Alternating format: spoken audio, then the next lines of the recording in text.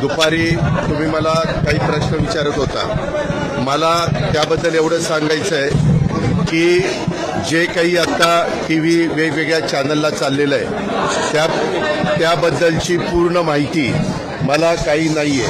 माझा त्या गोष्टीशी डायरेक्ट अजित पवार म्हणून दुरान्वयी देखील संबंध नाही। मला 35 वर्ष महाराष्ट्रातली जनता ओळखते।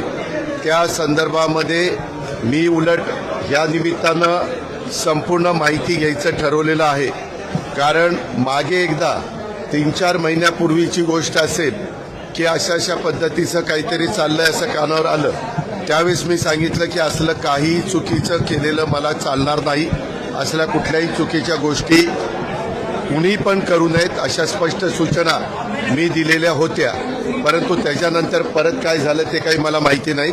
परंतु आता चॅनलमध्ये वेगवेगळ्या त्या जमिनीच्या बद्दल बरंच काही सांगितलं जातं। त्याची इत्थंभूत माहिती काय डॉक्युमेंट्स आहेत काय नाही, कुणी परवानगी दिली कुणी नाही, मी आपल्याला सांगतो मी आजपर्यंत कुठल्याही माझ्या जवळच्या किंवा लांबच्या नातेवाईकांच्या संदर्भामध्ये कुठंतरी त्यांना फायदा होण्याच्या करता एकाही अधिकाऱ्याला कधी फोन केला नाही किंवा कधी सांगितलेलं नाही।